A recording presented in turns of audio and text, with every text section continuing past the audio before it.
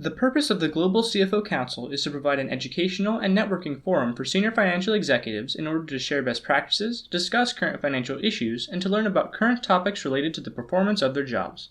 Good morning, Steve Elliott. How are you doing, sir? Doing well, Robert. How are you? I'm doing awesome. You hail from, right now at least, Columbia, South Carolina. I think you've been all over, though, when I was doing a little bit of research on you. Oh, yeah. Dad was in the Air Force, so yeah, I've seen a little bit around the world. Well, that explains it. I think I'll start off with the education. I was going to ask how you got there, but I think you got your undergraduate in accounting and your MBA from the University of Alaska, Anchorage. Is that correct, sir? That is. And I got to spend 26, almost 27 years in Alaska. wow. Oh my gosh. And the winters and the summers?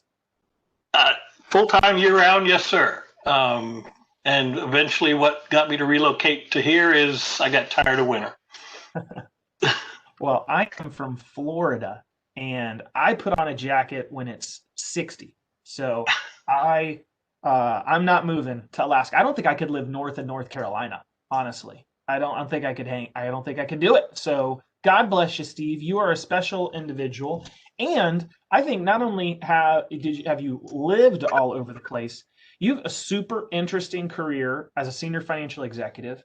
And I saw professional services, I saw transportation, I saw government contracting, construction, etc. And it's something I tell young people. I think accounting and finance are great careers because it applies to every industry, and you're just proving it. So, and some interesting things I found out about you, and sometimes this is true and sometimes this stuff is not true. Okay, Steve?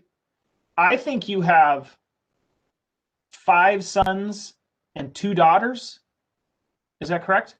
It is correct. 2 of them were adopted from Ukraine in 2011. Oh, that is awesome. What a blessing that you are to other people. I think you are a fan of Dave Ramsey. He's crossed my path, or I've crossed his, fortunately, years ago. You know, being a finance and accounting guy doesn't guarantee that you've got the personal finance wisdom locked up. And I learned that years ago, fortunately, through Larry Burkett and Dave Ramsey. And then I can tell from your LinkedIn feed, you have to be a fan of the Far Side comics, because I see you post a Far Side comic at least once a week. Every Friday, Far Side Friday. I had 2 close friends in Alaska that were accountants, and we would have dinner together once a week, and we would pull out our Far Side calendar Christmas gifts that we'd given each other, and we'd eat and laugh and enjoy our fellowship and laugh till we almost wet our pants because we seriously enjoyed the Far Side. And one of the guys had actually gone to high school with Mr. Larson. And yeah, he confirmed that the author of the Far Side cartoons is a very strange bird. Well, that is a perfect segue into question number 1, which is, Steve, what is your favorite business book and why? I'd like to do backstory. During my graduate school in Anchorage, I took a class on total quality management from the head of the Army Corps of Engineers in Alaska. And we read this book called The Goal by, and I hope I get this name right, Elliott Goldratt. And it was a fiction book. And it just basically focused on problems in a manufacturing plant and the resolution and mitigation of those overcoming those obstacles, and basically left me with, when you think about solutions, you can't be constrained by looking at what appears to be intuitive. You also have to think about counterintuitive ideas and solutions, because not every solution is going to be inside the box. And so it was a powerful course for me, even as a finance and accounting guy. It was really what I built my performance habits on, just wanting to improve in everything I try to do. I think of that book every time my son and daughter, who are in scouts, go on a hike. And there's always that slow scout in line who hikes slower than everyone else. And I That's right. send that person right to the front. Um, yeah, I love that book. Great recommendation. Look at Steve bringing it strong right from the beginning in question 1. Let's skip to question 2. Steve, what is the best advice that you've ever received? Um, well, again, years ago, I used to be a person that had a tough time setting boundaries and saying no when it was appropriate to say no and not cross boundaries. Um, can't remember who gave me the advice, but and you read a lot about it on LinkedIn posts, people constantly saying, okay, you need to professionally to be successful, you need to be able to say no, and you need to be able to set boundaries on, what you should do and what we shouldn't do. We should know our limits. We should know our strengths and weaknesses. And, if it's something we know we're not competent to do, then we shouldn't go there.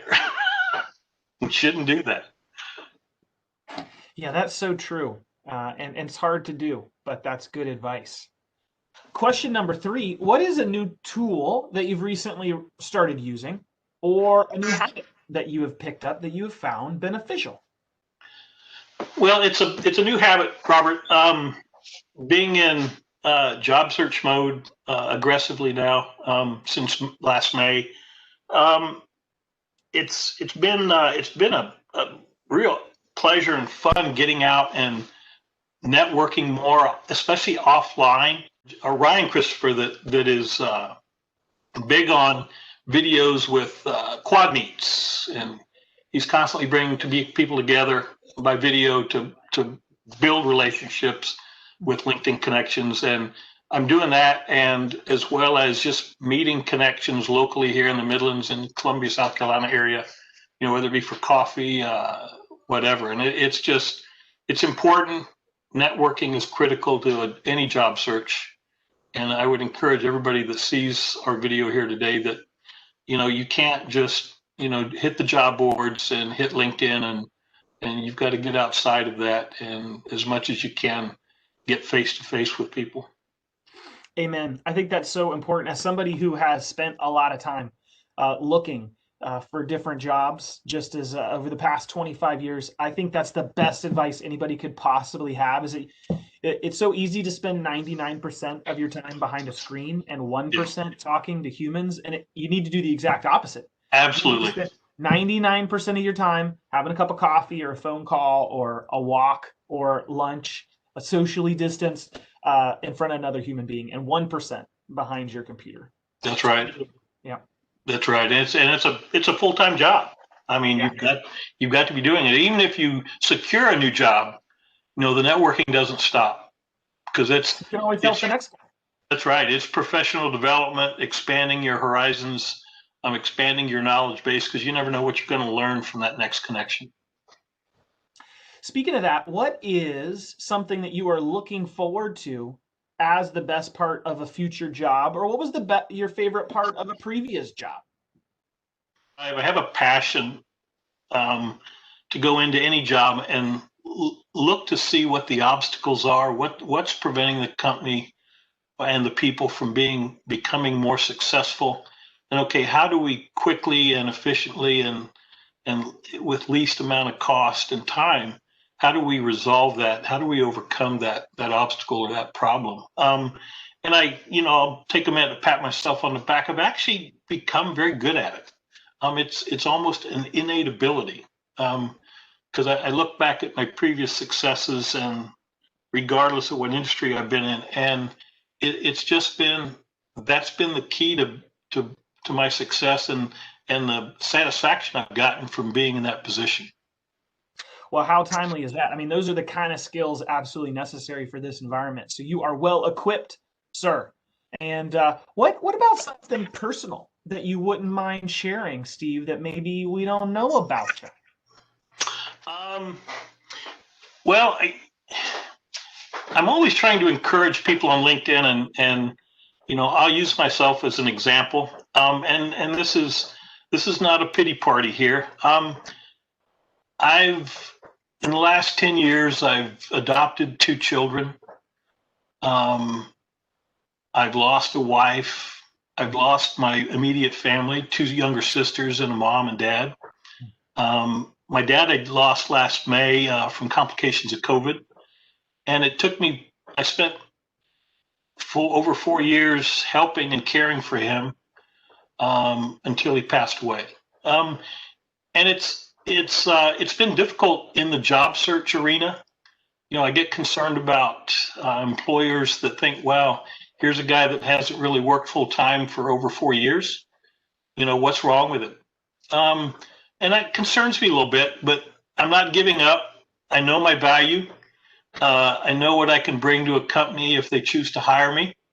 So I encourage everybody, and I'm not the lone ranger here with COVID and the pandemic and what it's done to our economy and employment. There are worse cases than me, I'm sure. So you don't give up. You keep trying. You put your best foot forward every morning and every minute, and understand that there'll be good news and bad news, and you just keep going until you're successful. Amen. Ooh, that is good. There's a lot of people going through some really hard times that I think can really appreciate what you're saying. And maybe the situation or the problem's different, but we're all dealing with real challenges. And I think that's the right attitude, Steve, you got to have, is you get up, you never quit, you put one step forward, and that's how you solve problems. Absolutely. I see that as a real analogous to the last question about how you like to solve problems for other companies. And I think it's with that same tenacious attitude. Well, one of the worst things that somebody can tell me is, no, you can't do that.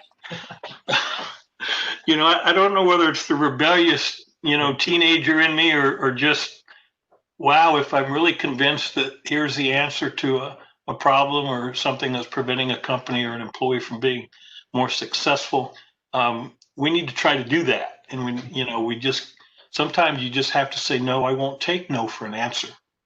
Because there's a lot of no's out there. There's a lot of people and a lot of things that'll tell you, no, you can't do that or you shouldn't do that. But, you evaluate the risk and you have confidence in your thought process and your decision making, and you go for it. So, and then again, look for the opportunity to make an improvement, regardless of how small or how big it may be. Steve, question number 6, last question. It happened so fast. What is something that I didn't ask that I should have asked, and what is your answer to that? Well, we did kind of touch on it. When you were talking about my background, after spending so much time in Alaska, after I went to school and figured out what I wanted to be when I grew up, there's not many. The industries in Alaska, it's not very deep in Alaska. So the opportunity to, as so many people down here in what I call the lower 48, they can focus on one or two specific industries in most of their professional career. I didn't have that luxury. I've probably been in 12 to 15 different industries and enjoyed every one of them. It does come from the flexibility of being an accounting and finance person, and it's some people may perceive it as a negative, having a broad industry focus, or some people think that having a narrow industry focus is good. But I've found it just, hey, I've been successful in 15 or 20 different, up to 15 different industries. And so why can't I be successful in this one that I've never been in before? I 100% agree. Oh, that's so true. Yeah. I mean, the principles are the same. You look for the problems, you solve the problems, and you become more successful. So, and the company becomes more successful, and people become more successful. So, that thread is common regardless of the industry.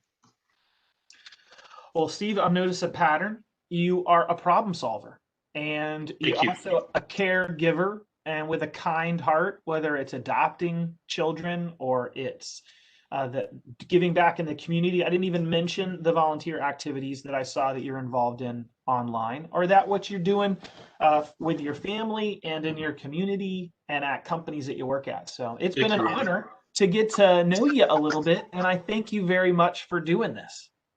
It's a pleasure, Robert. Thanks for inviting me to do this, and look forward to meeting you. Either I come down to Charleston or you get up here. Please, I would be insulted if you didn't reach out and let's have lunch if you get up here sometime. Absolutely right. That physical interaction, and we got a network. We don't have a chapter in Columbia yet, but the group is growing within the Global CFO Council, and I'd love to. So spread the word, and I'll treat you to breakfast every month. Thank you. Look forward to that, Robert. Take care.